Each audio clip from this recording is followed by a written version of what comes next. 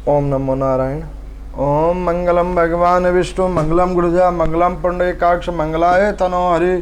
गुरु ब्रह्मा गुरु विष्णु गुरुदेवो महेश्वरा गुरु साक्षात् परब्रह्म तस्मै श्री गुरुवे नमः। हरे कृष्णा कृष्णा कृष्णा हरे हरे, हरे राम राम राम हरे हरे। श्री नारद पुराण की कथा में आज 12वां दिवस है। इस दिवस के अंदर में सर्वप्रथम पहले मूल पाठ होगा। मूल पाठ के बाद में उस पाठ का व्याख्यान किया जाएगा। भाव तरीके से, भाव परिपूर्ण भाव से पहले मूल पाठ श्रवण करेंगे आप और हम सब लोग। उसके बाद में फिर उस मूल पाठ का व्याख्यान किया जाएगा।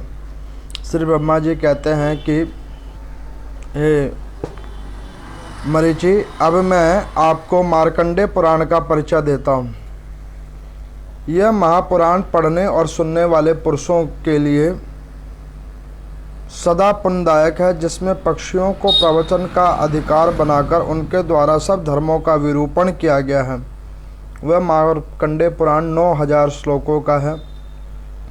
इसमें पहले के समय मार्कंडेय मुनि के समीप जैमिनिष जी मुनि का प्रश्न का वर्णन है। फिर धर्म संज्ञा की पक्षियों की जन्म की कथाएं कही गई हैं। फिर उनके पूर्व जन्म की कथा, देवराज इंद्र की कथा और उनके द्वारा शाप रूप विकार का प्राप्ति का कथन,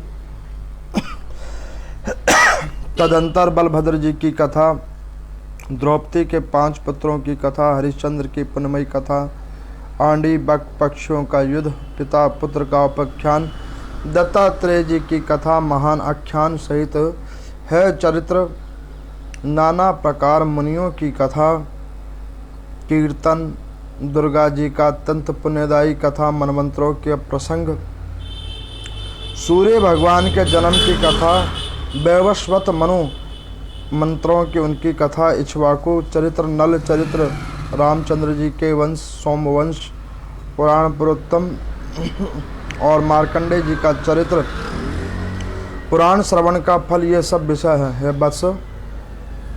जो मनुष्य इस मार्कंडेय पुराण को भक्ति भाव से आदर पूर्वक श्रवण करता है वह परम गति को प्राप्त करता है, और जो इसकी व्याख्या करता है वह भगवान शिव के लोक में जाता है। इस लोक को लिख कर हाथी की स्वर्णमयी प्रतिमा के साथ कार्तिकी पूर्णिमा के दिन ब्राह्मणों को दान देने का विधान है।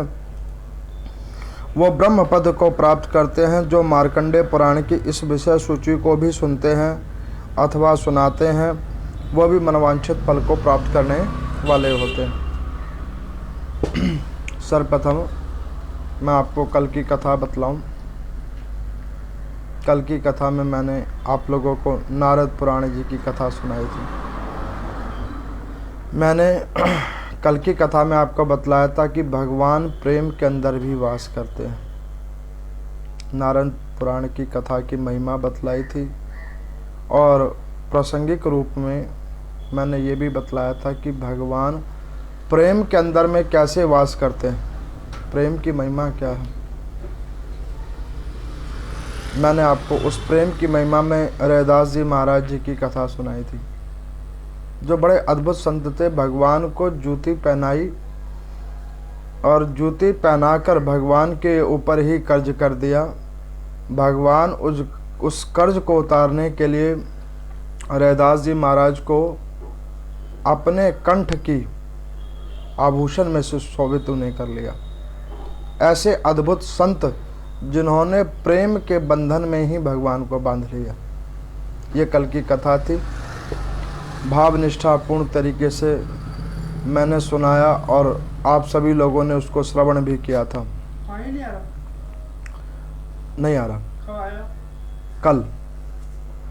अब आज की कथा के अंदर में मार्कंडेय पुराण जी की महिमा बतलाई जा रही है, जिसमें ब्रह्मा जी ने मरीचि जी को कहा कि हे मरीचि जी, अब हम आपको मार्कंडेय पुराण की कथा को श्रवणार्थ करवाते हैं। तो उन्होंने कहा कि प्रभु ये पुराण कब लिखी गई और इसका क्या व्याख्यान है, कृपा करके कहिए।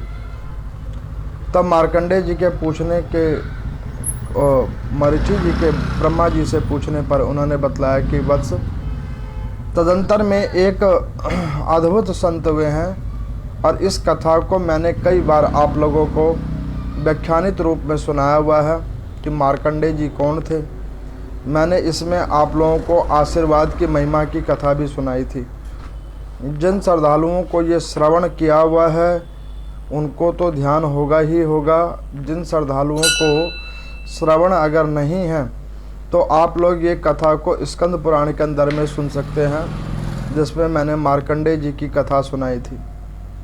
बड़ी अद्भुत कथा थी, जिसमें भगवान शिव से उत्पत्तित ही वो भगवान का ही अंशज उनकी ये कथा, जिसको सुनकर ध्यान कर कर चिंतन करके जीवात्मा अपने आप को मुक्त करता है।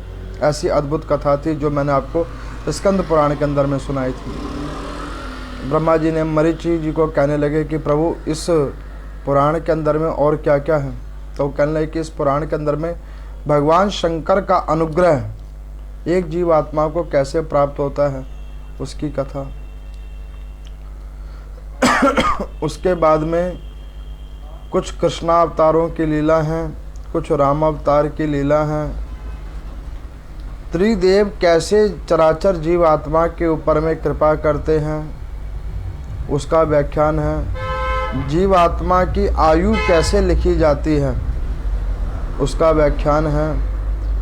नाना प्रकार के राजाओं, इक्ष्वाकु वंश आदियों का, नल नील आदियों का वर्णन, आदि अनादि जो 33 करोड़ देवी देवता हैं उनका वर्णन, कौन से देवता किस कार्य के प्रभारी हैं उसका वर्णन, और नाना प्रकार के भगवान शिव की कृपा के चरित्रों का वर्णन, ये मार्कंडेय पुराण के अंदर में है। ऐसे अद्भुत संत थे मार्कंडेय जी, जिन्होंने भगवान शंकर को बाल्य अवस्था में ही प्रसन्न कर लिया था और भगवान शंकर ने उन्हें चिरंजीवी होने का आशीर्वाद दिया था। ऐसे अद्भुत संत। तो यहाँ पर नारद जी से सनत कुमार आदियों ने पूछा कि नारद जी कृपा करके ये बतलाइए कि ऐसे अद्भुत संत मार्कंडेय जी, जिन्होंने भगवान शंकर की इतनी अद्भुत आराधना करके भगवान शंकर से वरदान स्वरूप में अमर तत्व की प्राप्ति कर ली, ऐसे अमर तत्व की प्राप्ति उन्हें कैसे हुआ, कृपा करके उसका कुछ व्याख्यान कीजिए। तो नारद जी कहने लगे कि देखो कि भगवान की भजन को ग्रहण करने के लिए पहले कई चीज़ों का परित्याग करना पड़ता है, और जब कुछ चीज़ों का हम लोग परित्याग कर देते हैं तब जाकर भगवान की भक्ति मिलती है। तो उन्होंने कहा कि प्रभु किन किन चीज़ों का परित्याग करना पड़ता है। तो उन्होंने कहा कि सबसे पहले धन और धन से जुड़े हुए सारे भौतिक संसाधन।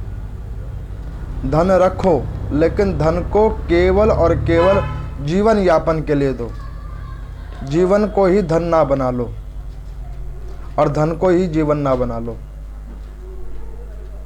उसके बाद में जो इस पृथ्वी लोक के ऊपर में जितने भी जीवात्मा हैं उनसे संबंध तो रखो, लेकिन उतना ही संबंध रखो जितना कारगर हो। तो कहने लगे कि प्रभु इसको कुछ और विस्तार रूप में आप सुनाइए। तो नारद जी कहने लगे कि देखो, एक व्यक्ति था जिसके 2 मित्र थे और एक मित्र और था जो मित्र थोड़ा कटु वचन बोलने वाला था और हर बात में टोकने विचारने वाला था। और एक समय कल्प के अंदर में वो व्यक्ति किसी कारणवश किसी समस्या में फंस गया और वो समस्या इतनी जटिल थी कि उसके ऊपर में केस मुकदमा हो गया। जब केस मुकदमा हो गया तो वहाँ पर में वो व्यक्ति कोर्ट में गया और कोर्ट में जब पूछा तो उन्होंने कहा कि भैया आपको साथ में गवाही के लिए लेके आना पड़ेगा। किसी एक व्यक्ति को, जो व्यक्ति ये कह सके कि आप बिल्कुल ठीक हैं, जो आपका साथ दे सके। अब वो व्यक्ति पहले अपने दोनों स्नेही व्यक्ति मित्रों के पास जाता है। सबसे पहले स्नेही मित्र के पास जाता है, उसको कहता है कि भैया मैं किसी कारणों से, कुछ कार्यों की वजह से मैं एक गंभीर समस्या में फंस गया हूँ और उसके कारणवश मुझे कारावास और मुकदमा मेरे ऊपर में चलने वाला है। तुम मेरी मदद करो और तुम चलकर उसमें जाकर ये हस्ताक्षर करके कह दो कि ये व्यक्ति निर्दोष है, गवाही दे दो, तो मैं उससे छूट जाऊंगा। तो वो पहला मित्र कहता है कि देखो भैया, मैं कोर्ट में जाकर तुम्हारे लिए गवाही नहीं दूंगा। क्या पता तुमने ये गुनाह किया ही हो, क्या पता तुमने गलत कर्म किया ही हो, और पता नहीं तुम पे कौन कौन से आरोप लगे होंगे, और उन आरोपों को अगर तुम सही रूप से सिद्धार्थन नहीं कर पाए तो तुम्हारे साथ साथ मैं भी कारावास में चला जाऊंगा, तो मैं तुम्हारी गवाही नहीं दूंगा। तो कहना कि क्यों, इतने वर्षों से तुम मेरे साथ थे, इतना सुख दुख हमने दोनों मित्रों ने मिलकर भोगा है, तो तुम मेरी इस विपत्ति के समय में मेरी मदद नहीं करोगे? तो कहने लगा कि मैं और चीज़ों में तो तुम्हारी मदद कर देता, लेकिन इस समस्या में मैं तुम्हारी मदद नहीं करूंगा। अब वो व्यक्ति दुखित होकर आगे बढ़ा, और आगे बढ़ने के बाद में वो अपने दूसरे मित्र के पास पहुंचा। दूसरे मित्र ने जाकर पूछा कि भैया आज तुम हमारे पास किस कार्य के लिए आए हो?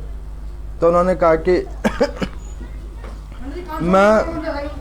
मैं बहुत ज़्यादा दुखित हूँ और मैं किसी समस्या के अंदर में फंस चुका हूँ, और उस समस्या की वजह से मैं दुखित होकर मैं यहाँ पर तुम्हारे पास सहायता के लिए आया हूँ। कृपा करके तुम मेरी सहायता करो। और उसको अपना फिर पुनः सारा वृत्तांत बतलाया। तो दूसरे व्यक्ति ने कहा कि मित्र, मैं तुम्हारी धन से तो मदद कर सकता था और अन्य संसाधनों से मदद कर सकता था, लेकिन तुम्हारे साथ मैं गवाही देने नहीं जा सकता। तो उसने कहा कि क्यों मित्र, तुम्हें मेरी चरित्र के ऊपर में कोई शंका है? तो उन्होंने कहा कि शंका तुम्हारे चरित्र पे तो नहीं है, लेकिन मुझे अपने कई कार्यों के ऊपर में शंका है कि अगर मैं तुम्हारे साथ गया तो मेरी वजह से तुम ना फंस जाओ। तो मित्र, मैं तुम्हारे धन से तो मदद कर सकता हूं और किसी चीज़ों से मदद नहीं कर सकता। वो व्यक्ति बड़ा निराशा हुआ, उसको निराशा की बड़ी प्राप्ति हुई। अब उसने सोचा कि जिन दोनों मित्रों को बड़ा स्नेह किया, ये दोनों स्नेही मित्रों ने तो कुछ इस प्रकार से उत्तर दिया, लेकिन जो मित्र सदा सर्वदा कटु वचन बोलता था, तो जब स्नेही मित्रों ने ये उत्तर दिया तो कटु वचन बोलने वाला मित्र हमें क्या उत्तर देगा? अब इसका उसने मन में सोचा और एक मन हुआ कि मैं उसके पास जाऊं या ना जाऊं। फिर फंसा हुआ था तो उसने मन बनाया कि नहीं, एक बार जाकर उनको मैं पूछ ही लेता हूं। तब उन्होंने कहा कि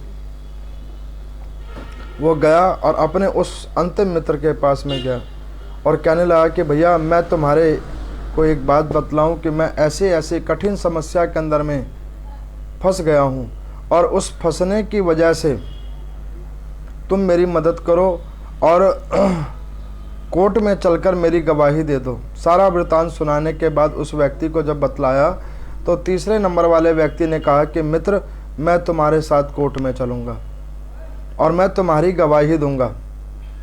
अब वो व्यक्ति सोचने लगा मन में कि जो स्नेही वचन बोलने वाले मेरे मित्र थे उन्होंने मेरा साथ नहीं दिया, लेकिन ये कटु वचन बोलने वाला मित्र मेरे साथ में खड़ा है और मेरे को बचाने के लिए भी खड़ा है। अब इतनी कथा होने के बाद में नारद जी से पूछा उन ऋषियों ने कि प्रभु, अब आप बताइए विस्तार रूप में ये लोग कौन हैं? तो कहने लगे कि देखो, ये सबसे पहला व्यक्ति जो फंस गया है वो है मानव। अपने कर्मों के बंधन में फंसकर वो भवसागर के अंदर में आ जाता है। तो उसका एक स्नेही मित्र बनता है धन। धन से भौतिक संसाधन मिलते हैं,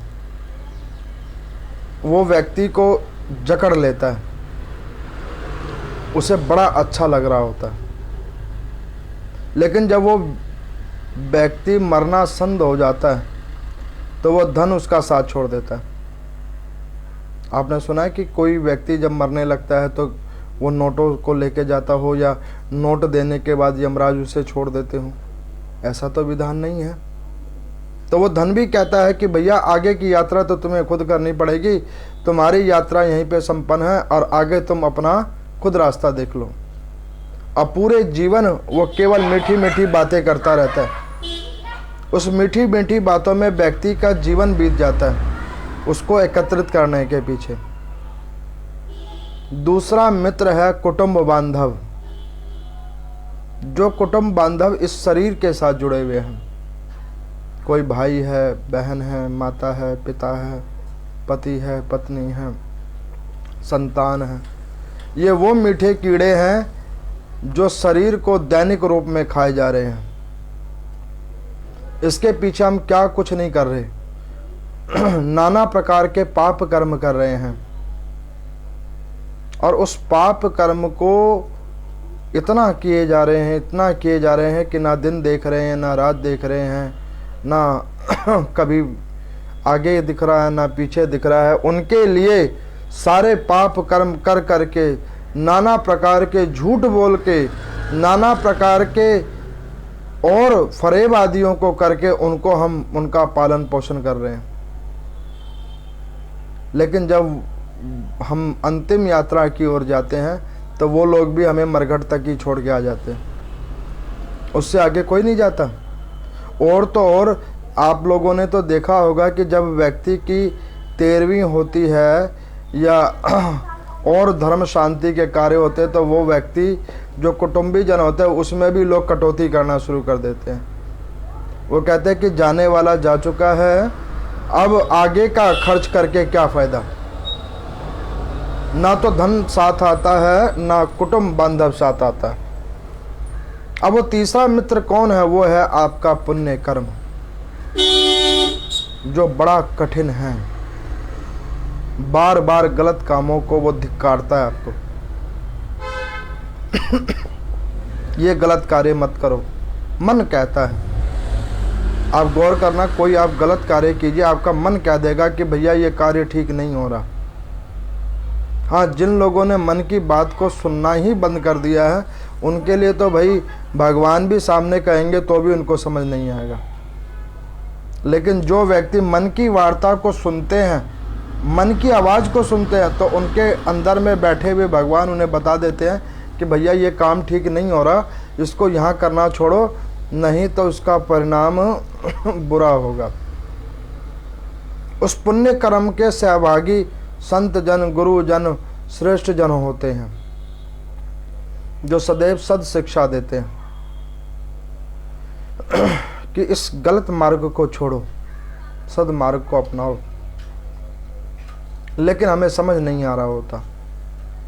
हमें वो 2 मित्र पहले वाले अच्छे लग रहे होते हैं और ये अंतिम मित्र अच्छा नहीं लग रहा होता है। उस अंतिम मित्र की जो जाकर गवाही देगा, वो गवाही देने वाला अच्छा नहीं लग रहा होता है। हमें वो 2 मित्र अच्छे लग रहे होते हैं जो कोर्ट के अंदर ही नहीं जाते, वो यहीं दूर तक ही छोड़ के चले जाते हैं। नारद जी कहने कि हे सनत कुमारो, ये है व्यक्ति का चरित्र, मानव का चरित्र। तो उन्होंने वहां पर शौनक आदि ऋषियों ने कहा कि नारद जी, फिर तो व्यक्ति को वैराग्य ही कर लेना चाहिए। वैराग्य लाए, किसी से कोई मतलब ना रखे, किसी से कुछ करे नहीं। तो कहने नारद जी कि देखो अभी आपको मैंने कई कथाओं में सुनाया कि भगवान का एक स्थान वैराग्य के अंदर भी है।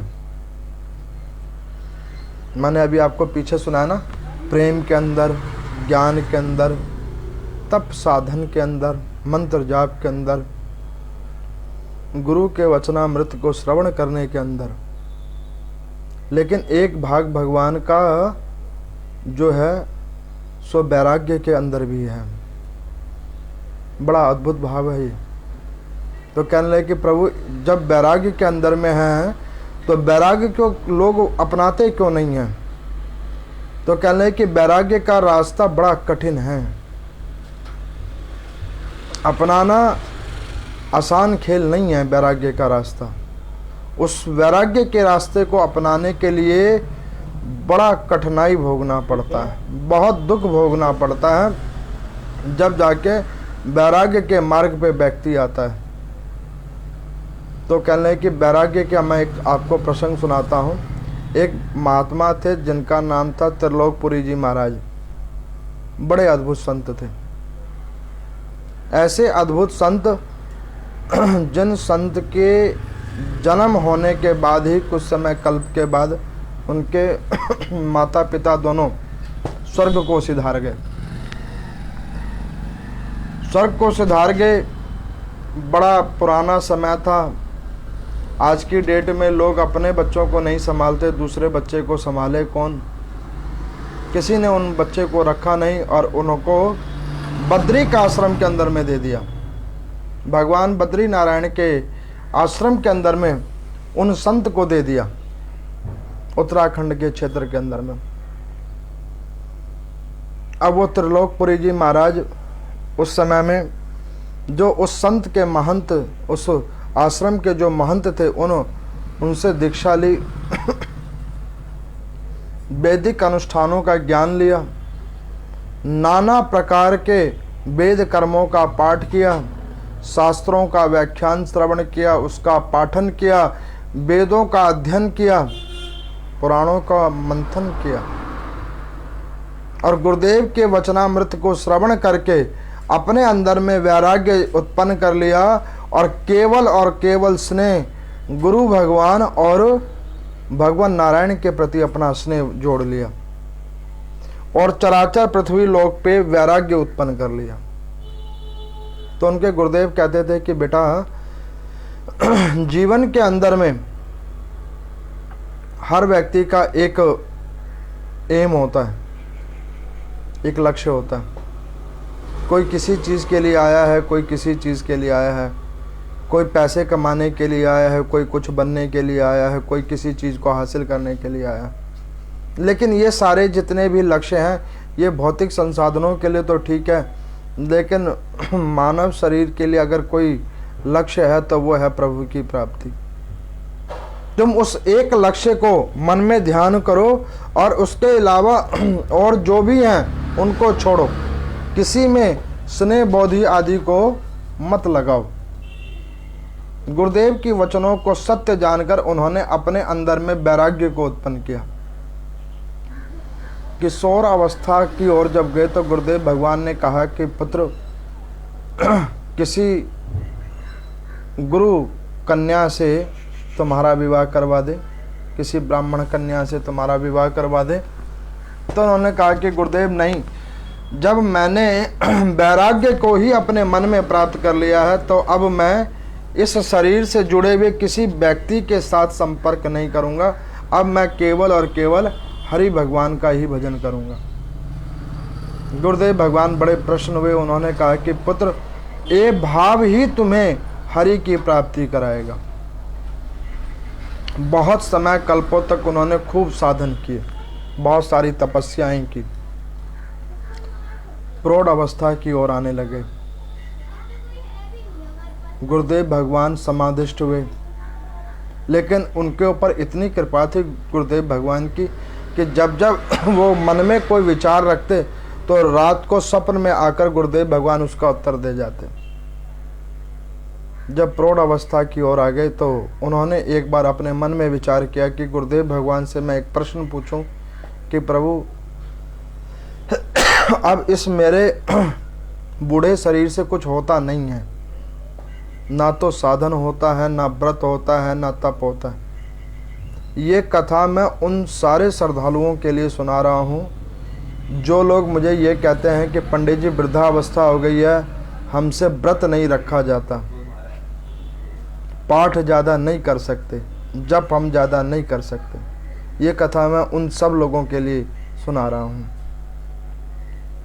तो उन्होंने अपने गुरुदेव भगवान से पूछा कि प्रभु अब इस शरीर से कुछ होता नहीं है और अब इस अंतिम समय काल में मैं क्या करूं जिससे मुझे मुक्ति की प्राप्ति हो और आपके आशीर्वाद स्वरूप में मुझे भगवान की प्राप्ति हो जाए। तो गुरुदेव भगवान स्वप्न में आए और गुरुदेव भगवान ने क्या उत्तर दिया कि बेटा अब तुम सिर्फ अपना ध्यान करो, अपना ध्यान करो और अपने अंदर में बैठे हुए भगवान का ध्यान करो और कोई कार्य मत करो, तुम्हें हरि की प्राप्ति इसी प्रकार से हो जाएगी। अब उन्होंने क्या किया कि अब अपना नित्य नेम चेंज किया।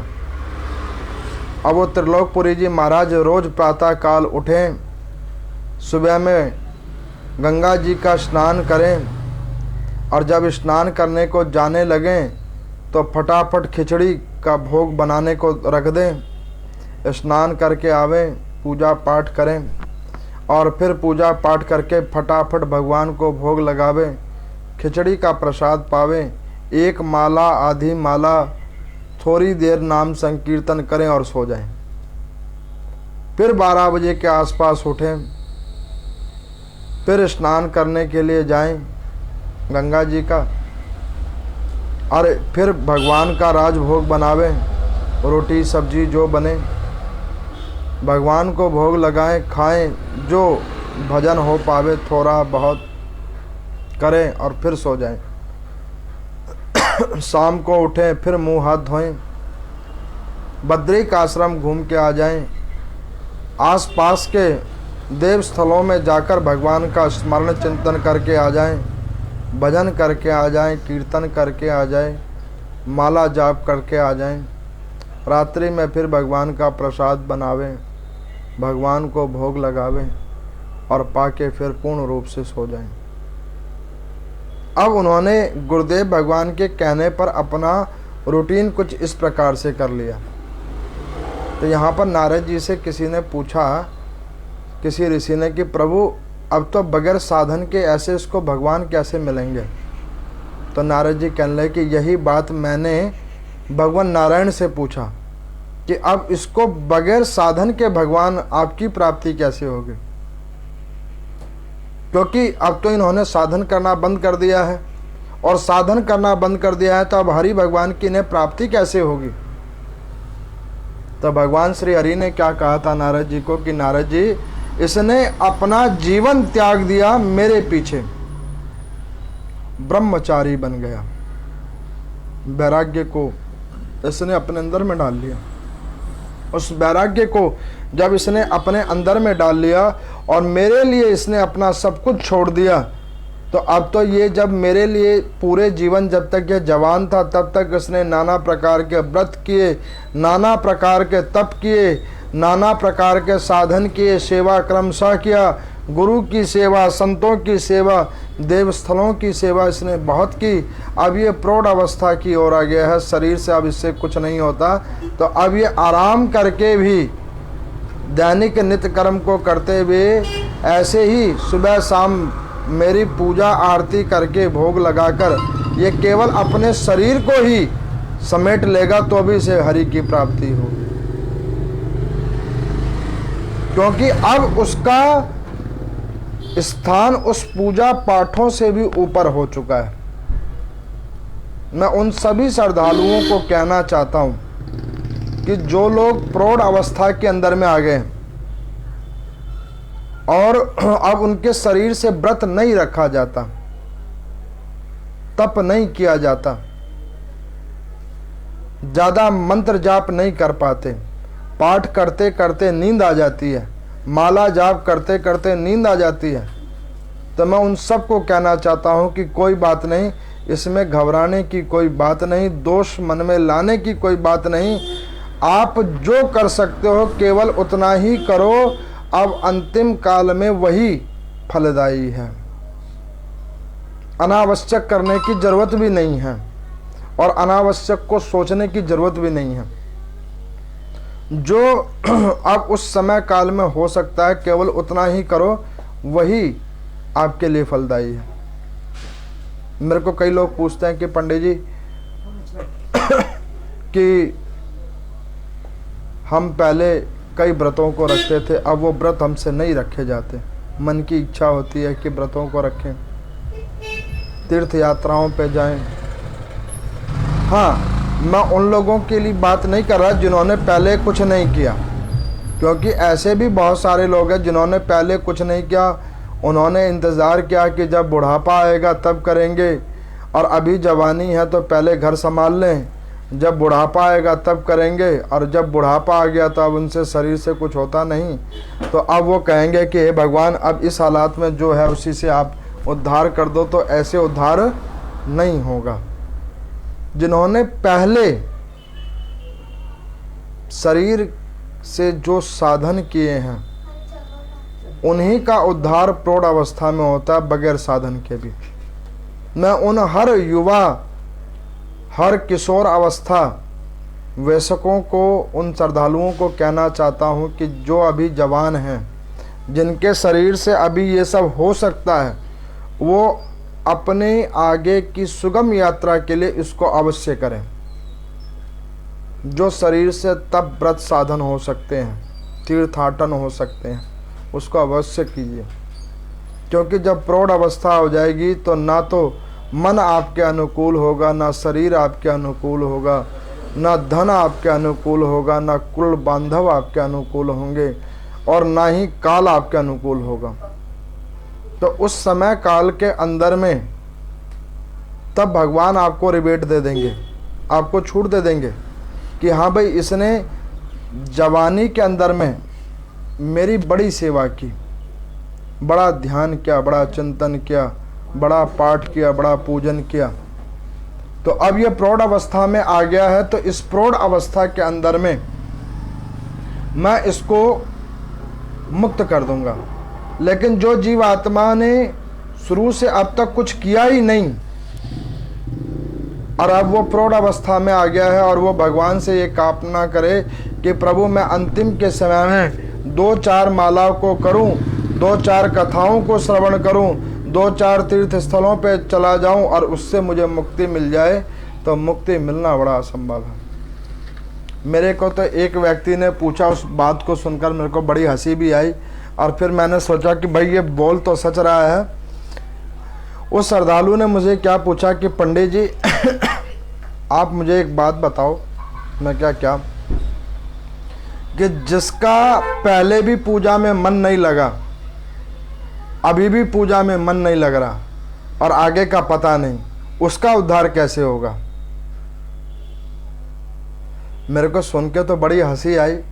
फिर मेरा मन में आया कि इसे उत्तर दूं तो क्या उत्तर दूं, लेकिन मैंने सोचा कि पूछा तो इसने बहुत मज़े की बात है, क्योंकि यही हालात बहुत सारे लोगों की है, जिनकी पहले भी जागृति नहीं हुई, अभी भी जागृति नहीं हो रही, और बाद का पता नहीं। वो लोग कहाँ जाएंगे।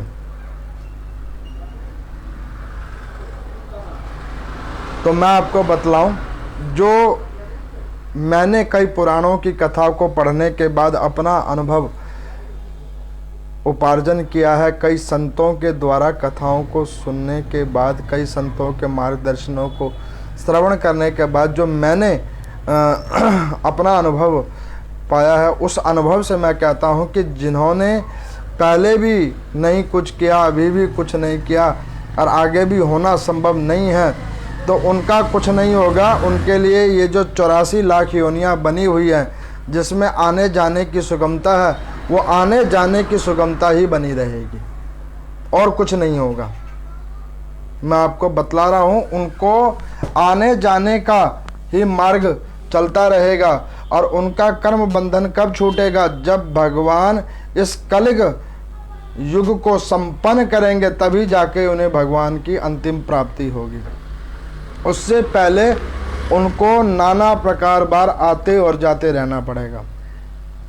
और जब वो जो ऐसे प्रमादी लोग हैं, जिन्होंने पहले भी कुछ नहीं किया, अभी भी कुछ नहीं कर रहे हैं, और आगे का भी उन्हें कुछ भान नहीं नज़र आ रहा, ऐसे प्रमादी लोगों को फिर मानव शरीर भी दोबारा नहीं मिलता। मैं आपको बतलाऊं, उसके बाद उन्हें मानव से नीचे शरीर मिलते रहते हैं। और मानव से नीचे शरीर जब मिलते हैं तो उस शरीरों के अंदर में व्यक्तियों को ज्ञान विवेक नहीं होता, पशु पक्षियों को ज्ञान विवेक नहीं होता, तो उन्हें केवल और केवल भोग्य ही समझ में आता है कि पेट कैसे भरना है, कैसे बड़े होना है, कैसे छोटे होना है। बस उनकी बुद्धि और ज्ञान विवेक बस उन्हीं कार्यों पे कार्य करता है। तो उस अवस्था में फिर जीवात्मा आ जाता है।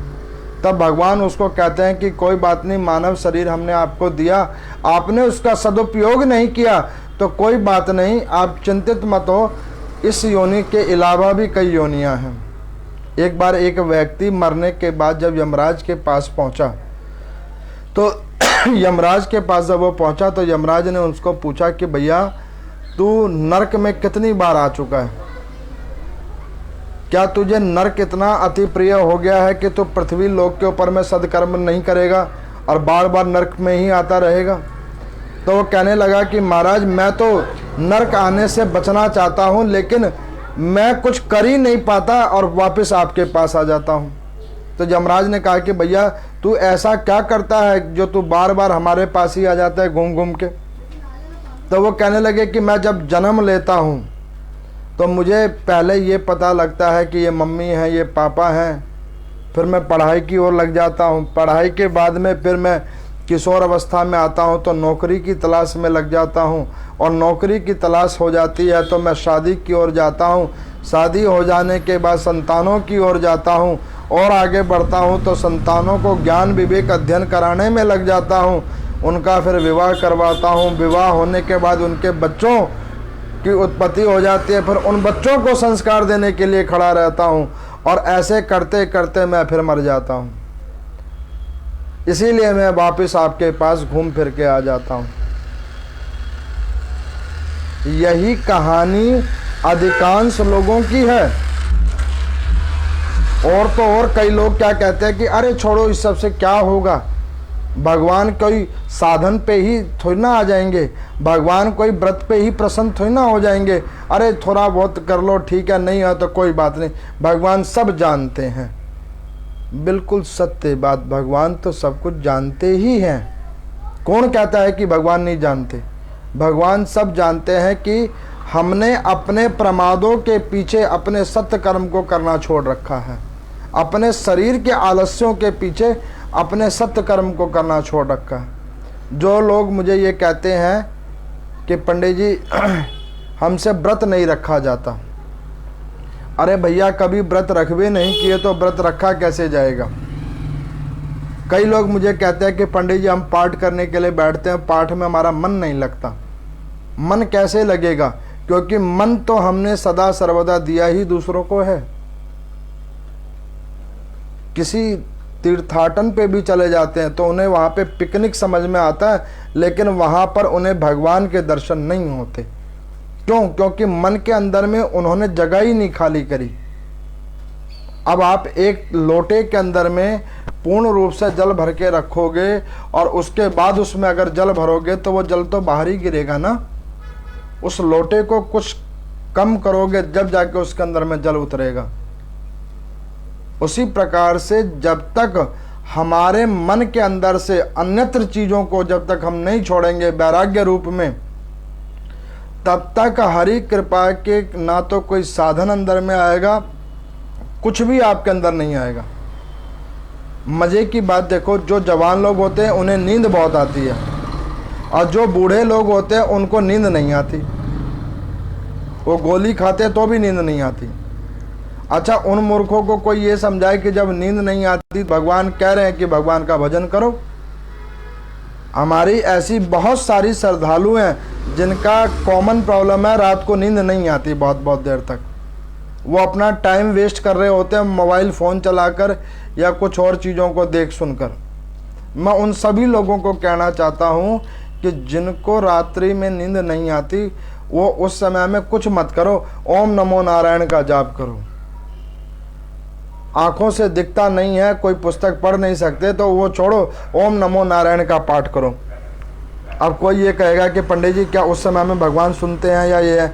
भगवान पूरे दिन सुनते हैं।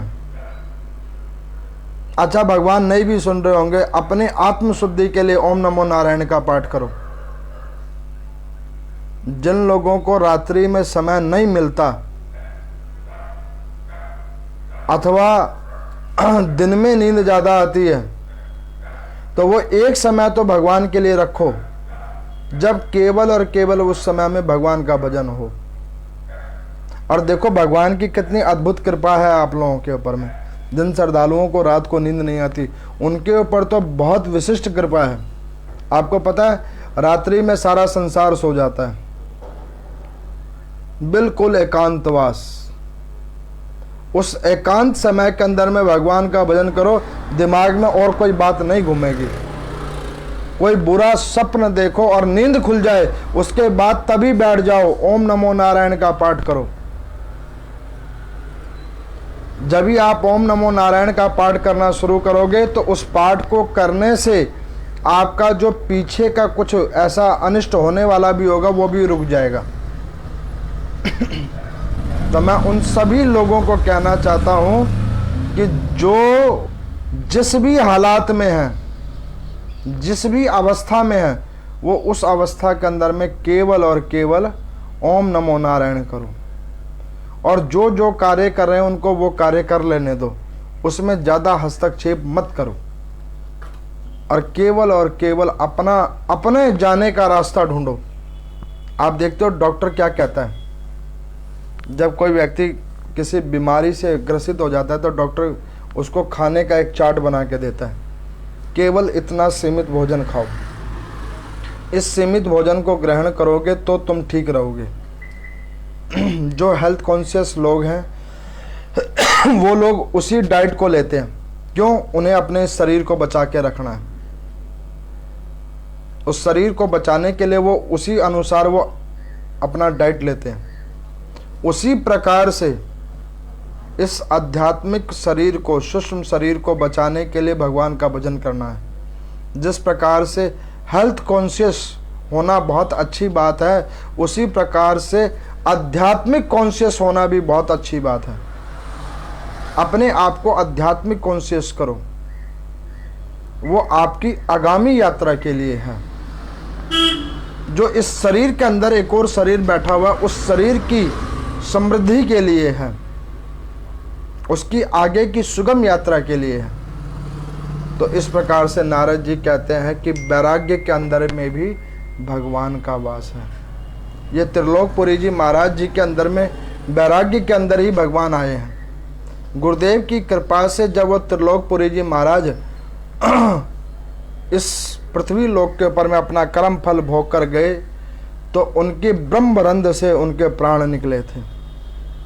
और मैंने आपको बतलाया ना कि ब्रह्मरंध्र के अंदर से जिसके प्राण निकलते हैं वो साक्षात बैकुंठ को ही जाता है, वो अन्यत्र कहीं नहीं जाता। बैकुंठ उसका वास होता है। तो मैं वो नहीं कहता कि बैकुंठ में किसी का वास होगा कि नहीं होगा, स्वर्ग में वास होगा कि नहीं होगा, लेकिन हाँ मैं ये कहता हूँ कि इन सब में वास हो चाहे ना हो, एटलीस्ट इस शरीर में पुनः पुनः नहीं आना पड़े, ऐसा कोई कार्य हो जाए। और उस कार्य के लिए मैं सबको बार बार कहता हूँ, विनम्र भाव से कहता हूँ कि हरि नाम संकीर्तन करो, ओम नमो नारायण का कीर्तन करो, इसको भजते रहो, इसी से प्रभु आपका उद्धार करेंगे। ओम नमो नारायण।